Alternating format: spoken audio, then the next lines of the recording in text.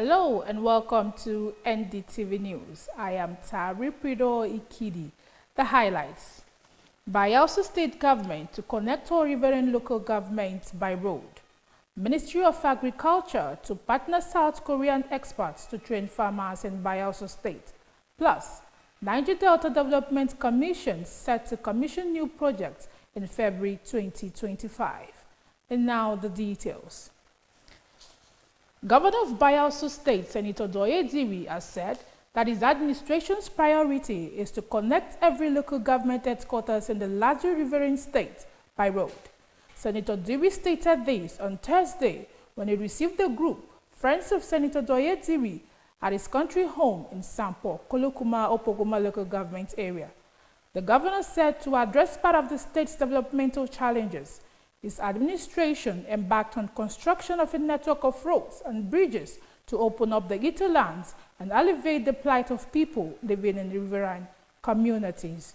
On the issue of power, the governor said the agreement to acquire a 60 megawatt gas turbine had been signed, and that when the state-owned independent plant becomes functional, it will ensure stable power supply to virtually all parts of the state. Expressing appreciation to the FSTD members for their solidarity, Governor Diri urged them to key into government's programs on agriculture and small and medium-scale businesses. He said it is not possible to give everyone political appointments and appeal to them to help redirect the mindset of Bayelsans towards engaging in small-scale businesses.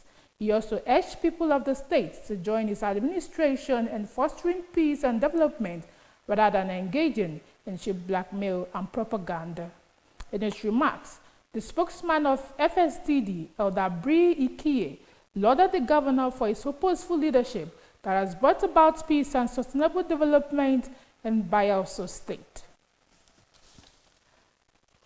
The Bayelsa State Ministry of Agriculture and Natural Resources has collaborated with South Korean experts to train farmers on rice farming. The training, which took place at the School-to-Land Rice Farm in Mirigi Road, also saw the installation of milling machines presented to the state by the Korean government. The report. In a bid to increase food production and security in the state, the Bayelsa State Government, through the Ministry of Agriculture and Natural Resources, has collaborated with Korean experts to train farmers on rice farming and production. Speaking at the event, which also saw the installation of rice mills donated to the state government by Korean government, the Commissioner for Agriculture and Natural Resources, Professor Sese Beke, who was there to oversee the training and installation of the new equipment, stated that the government is poised towards rice production increase in the state and that in no distant time, the Bayelsa market and its environs will be flooded with made in Bayelsa rice. Before now, what we had was just a 3 tons per day rice mill. That's what we had. And we're able to mill considerable number of rice, bags of rice, without small capacity. But if you just install 4 units of 10 tons per day, combined 40 tons per day, that immediately means there will be an exponential increase in our rice acreage, rice production, and the farmers now will be challenged to try as much as possible to meet the demands of the rice mill that we have. And it's in line with our targets. We are moving gradually towards our targets to make sure that Bayelsa State is reckoned with when it comes to rice production. Our dream is to ensure that in no distant time we should see Bayelsa rice in supermarkets, not only in Bayelsa, outside Bayelsa State. That's where we're heading. Installing and demonstrating the use of the new milling machines, Engineer Byung-Chul Sun said, Bayelsa has what it takes to produce rice in large scale, and that the milling machines will help greatly in that regard. If you use this technology, you follow me Korean technology, you can produce rice is plenty. You know, Nigerian plant is somebody say 1 hectare, 2.5 tons, 3.5 tons. If you make mechanizing farming machine, you use almost 7 tons you can collect. with the introduction of the new milling machines, meeting the 1 million tons per year target of rice production in the state has become more achievable. Tari Prido Ikidi reporting for NDTV News. The Economic and Financial Crimes Commission, EFCC, on Tuesday arraigned the chairman of Platform Capital Investment Partners Limited, Akindele Akintoye, for alleged diversion of $16 million at the Federal High Court, Abuja. Akintoye, who was arraigned alongside Platform Capital Investment Partners Limited and Dumont Midstream Company Limited, where he is also the managing director, for the alleged diversion of $16 million, which was part of the funds meant for the construction of a refinery in Brass, Bayelsa State.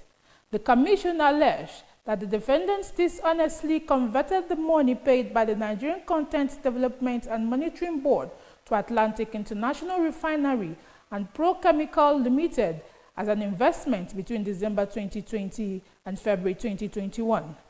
The offense, EFCC said, was contrary to Section 15, subsection 2D of the Money Laundering Prohibition Act 2011, as amended by Act No. 1 of 2012, and punishable under Section 5, subsection 3 of the same Act. Justice Emeka Nwete adjourned the matter till December 31st and ordered that Akintoye be remanded in a correctional center pending the hearing and determination of his bail application. You're watching Niger Delta Television News. On the headlines, Bayelsa State Government to connect all riverine local governments by road. Ministry of Agriculture to partner South Korean experts to train farmers in Bayelsa State. Still to come in the news, Niger Delta Development Commission set to commission new project in February 2025. Details of these and other stories after the break. Do stay with us. Welcome to Niger Delta Television News and Current Affairs Department at the NSE Koli Media Complex, Yen Yanagwa, Bayelsa State. One of NDTV's traditional objectives is to disseminate information with renewed vigor.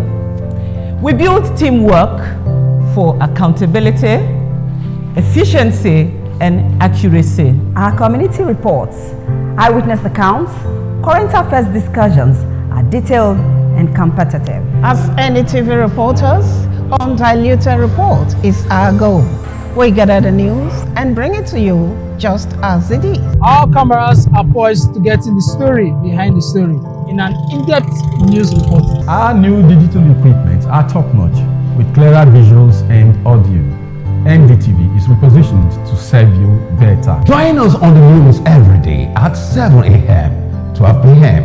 and our major bulletin at 7:30 p.m. on Channel 25 UHF. NDTV, crystallizing the vision.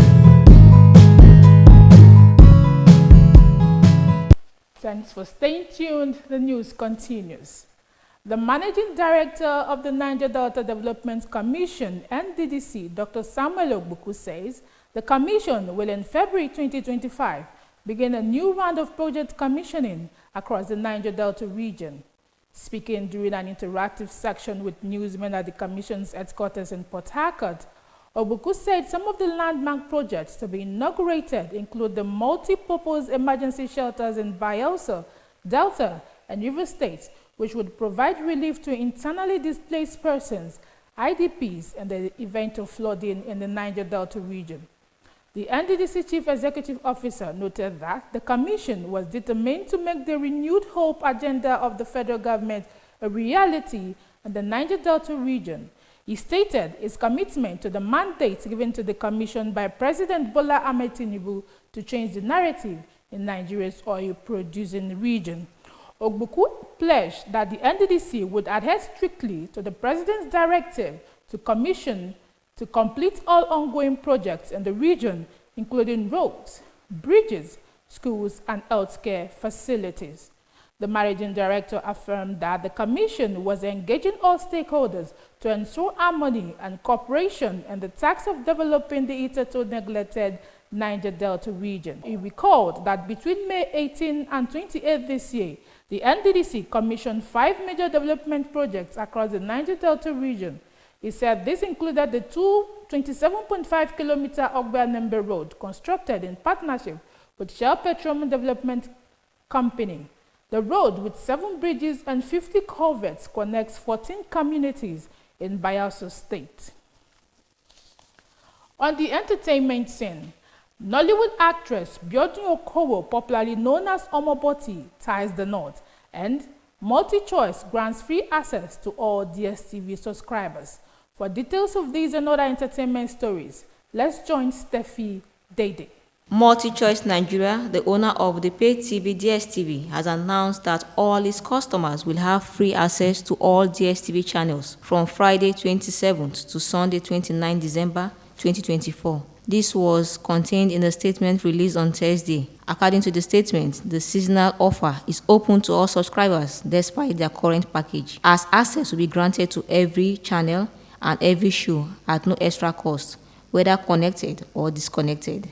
Renowned Nollywood actress Biodun Okowo, popularly known as Biodun Omoboti, has officially tied the knot with her partner Adeniyi Olabiyi in a legal wedding ceremony in the United States. Taking to her Instagram page, the actress shared stunning photos from the memorable events, expressing her joy and gratitude. Omoboti described the day as one of the most beautiful in her life, marking her legal union with the love of her life. Reflecting on the journey, the actress revealed that all wedding protocols were observed, encompassing traditional, official, and legal ceremonies. She expressed hope for a lasting marriage, emphasizing that this is her first wedding and by God's grace will be her last. Steffi Dede for NDTV. On the international scene, President Biden is set to reduce the sentences of 37 of the 40 federal death row prisoners to life in prison without the possibility of parole. Joe Biden's decision to reduce the sentences of almost all federal inmates on death row to life imprisonment, inmates whom Mr. Trump had called 37 of the worst killers in the country.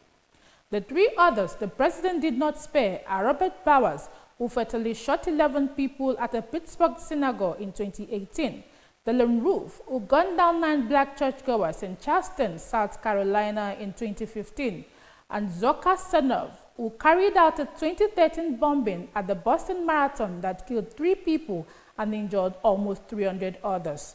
Donald Trump has said that when he takes power next month, he will direct the U.S. Justice Department to vigorously pursue the death penalty. The 78-year-old president-elect said he would do so to protect Americans from what he called violent rapists, murderers, and monsters. Mr. Trump was responding to President Joe Biden's decision to commit the sentences of almost all federal inmates on death row. During Mr. Trump's first term in office between 2017 and 2021, the U.S. Justice Department put 13 federal inmates to death. He has since said he would like to expand capital punishment to include child rapists, migrants who kill our citizens, and law enforcement officers, and those convicted of drug and human trafficking. And that's our package for us But before we go, a quick look at the highlights. Governor of Bayelsa State, Senator Doye Diri, has said that his administration's priority is to connect every local government headquarters in the largely rivering state by road.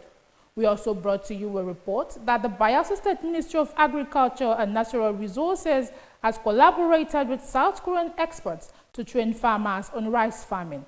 And finally, the Managing Director of the Niger Delta Development Commission, NDDC, Dr. Samuel Ogbuku, says the commission will in February 2025 begin a new round of project commissioning across the 9 Niger Delta region. Thanks for watching. I am Taripido Ikidi. Bye for now.